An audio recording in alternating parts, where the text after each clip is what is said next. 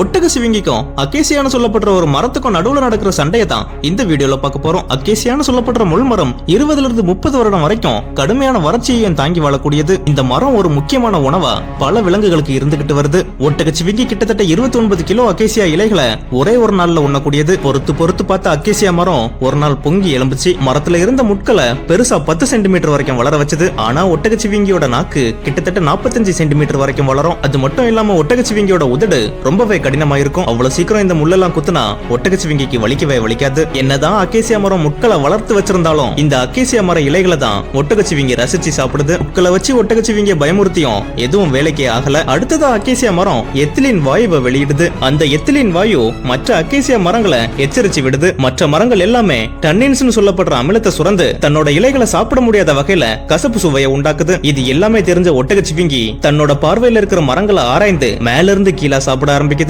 இதனால கொஞ்சம் ஒரு மரம் அடுத்த மரத்திற்கு எத்திலின் வாயுவை அனுப்பி எச்சரிக்கை செய்யறது குறையும். அடுத்ததா ஒட்டகச்சிவிங்கிய பழிவாங்க ஒரு வகையான இனிப்பான நெக்டரை சுரக்குது. அந்த நெக்டர் மூலமா எறும்புகளை ஈர்க்குது. அதை சாப்பிட வரக்கூடிய எறும்புகள் சோறு கண்ட இடம் சொர்க்கம் அப்படிங்கிற மாதிரி அங்கேயே தங்கிரும். இந்த அக்கேசியா மரம் எதுக்கு நெக்டரை சுரக்குதுன்னா அப்பதான் அந்த மரத்துல எறும்புகள் வந்து கூடு கட்டி வாழ ஆரம்பிக்கும். அப்போ அந்த மரத்தை ஒட்டகச்சிவிங்கியும் அல்லது வேறு பல உயிரினங்களும் சாப்பிட வந்துச்சுன்னா இந்த எறும்புகளை வச்சு கடிக்கிற ஒரு யுக்தி தான் அது. இந்த எறும்புகளும் அதை தான் செய்யுது. ஒட்டகச்சிவிங்கிக்கு இந்த எறும்புகள் வேலை செய்தோ இல்லையோ, ஆனா வெட்டுக்கிளிகளுக்கு நல்லாவே வேலை செய்யுது. வெட்டுக்கிளிகள் வந்து உட்கார்ந்துச்சுன்னா இந்த எறும்புகள் அதை கடிச்சே துரத்திடுது. இப்படிதான் தன்னோட இலைகளை அக்கேசியா மரங்கள் ஒட்டகச்சிவிங்கிகள்ட்ட இருந்து காப்பாத்துது. ஆனா ஒட்டகச்சிவிங்கிகள் விட்டது மாதிரியே இல்ல. இயற்கையை யோசிச்சா கொஞ்சம் பிரமிப்பா தான் இருக்கு. ஒரு மரம் தன்னை பாதுகாத்துக் கொள்ள என்னெல்லாம் செய்ய வேண்டி இருக்கு.